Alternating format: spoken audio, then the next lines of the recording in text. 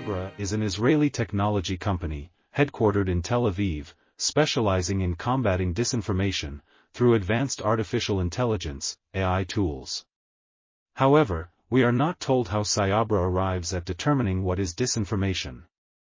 But it is interesting to note that a recent report by the notorious World Economic Forum urged combating disinformation, and then the sudden rise of Cyabra.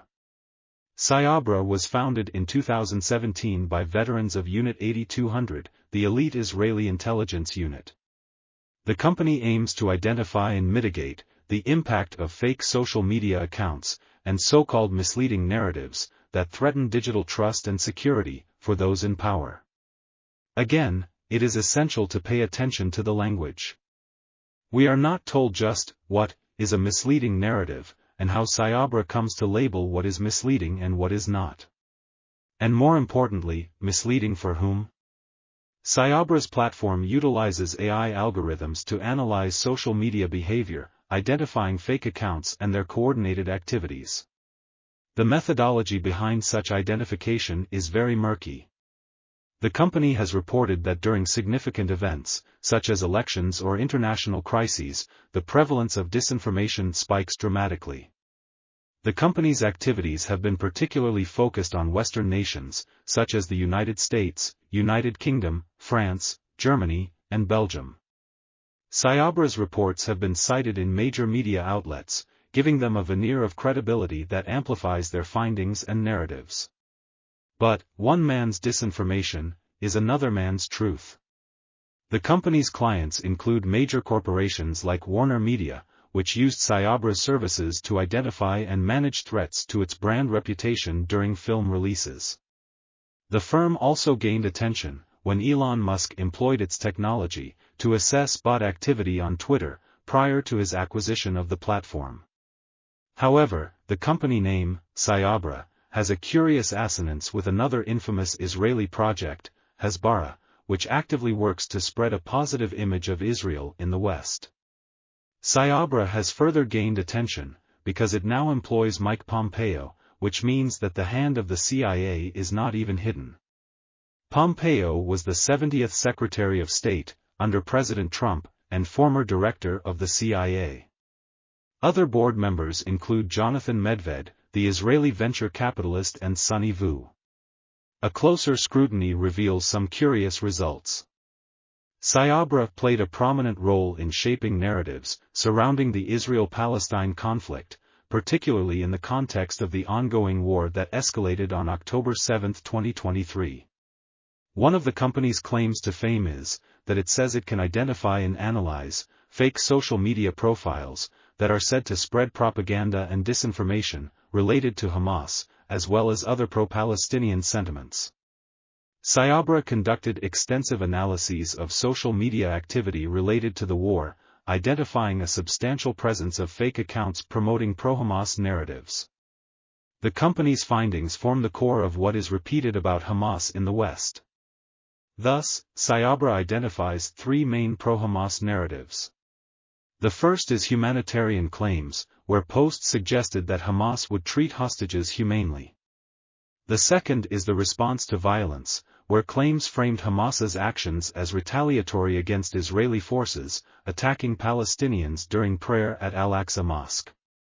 The third is the prisoner negotiation rationale, where posts argued that kidnapping Israelis was necessary for negotiating the release of Palestinian prisoners. This threefold construction of what Cyabra said was Palestinian disinformation was widely used by various media outlets and political figures to bolster claims of a significant threat posed by pro-Hamas organizations in Western countries. This framing affirmed the broader narrative linking support for Palestinian rights with terrorism, thereby amplifying Islamophobic sentiments. Cyabra's methodologies and conclusions are questionable, to say the least. First, Cyabra's claims lack transparency, and do not provide sufficient evidence to substantiate their claims about fake profiles. For instance, there is no public access to data or accounts identified as fake, making it difficult for independent verification. We must take Cyabra's claims as the inviolable truth. Second, there is selective scrutiny. Why does Cyabra focus so much on pro-Palestinian narratives, while ignoring or downplaying disinformation campaigns that support Israeli narratives? In other words, where do facts end, and Israeli propaganda begin? There is also the fact that Cyabra has significant ties to the Israeli Defense Forces, particularly through its founders and employees, many of whom are veterans of elite military intelligence units, like the Unit 8200. Cyabra actively collaborates with Israeli governmental bodies, including briefings for the Knesset on online tactics used by adversaries like Hamas. This partnership turns Cyabra into a tool for Israeli state-sponsored information warfare. Such collaborations ensure that Cyabra's findings and technologies are utilized to support Israel's broader strategic aims in various geopolitical contexts.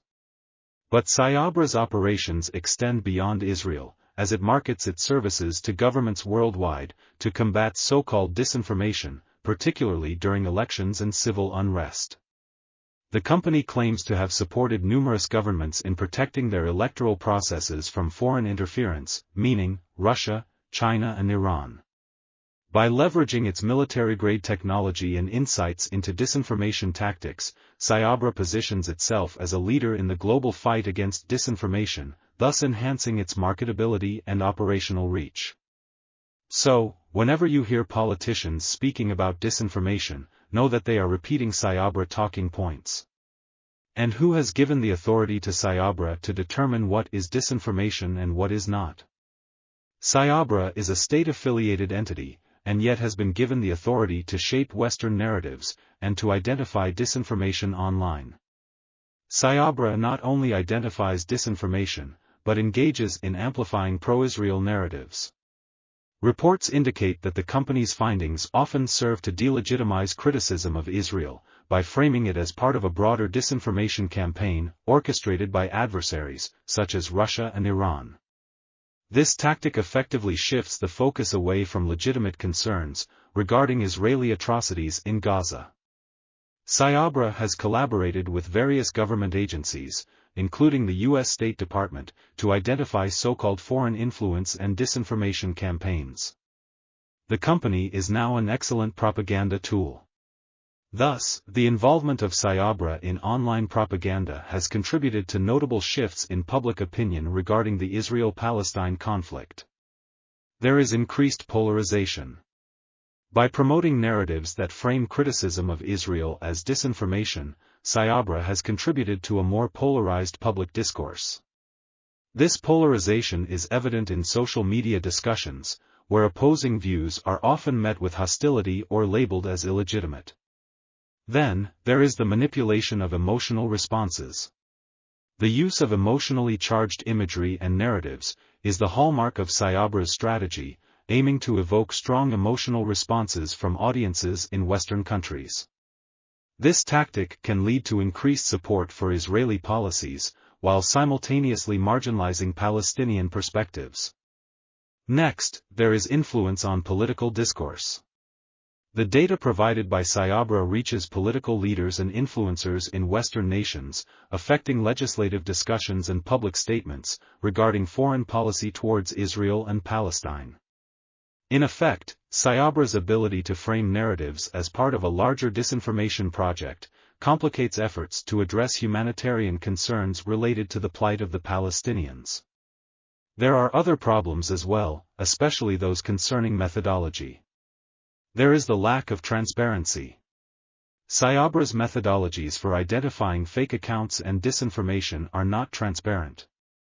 The algorithms and criteria used to classify accounts as fake or malicious are often proprietary, leading to skepticism about their accuracy and potential biases in the assessment process. There is overgeneralization.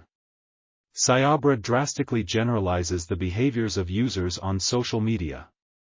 By categorizing accounts based on specific patterns, there is a risk of mislabeling legitimate users as disinformation agents.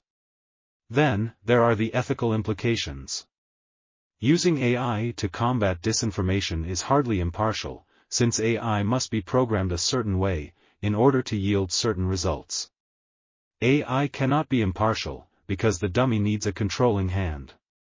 Who controls and programs the AI used by Cyabra? Then, there is the larger issue of free speech. Combating perceived harmful narratives also means suppressing legitimate discourse or dissenting opinions, under the guise of fighting disinformation.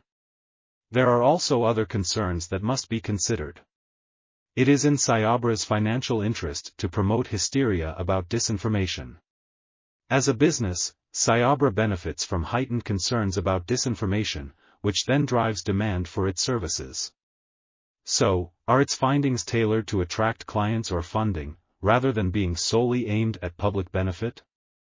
Cyabra's focus on certain narratives may well align with national interests, thus skewing the portrayal of disinformation campaigns, in a way that serves specific political agendas.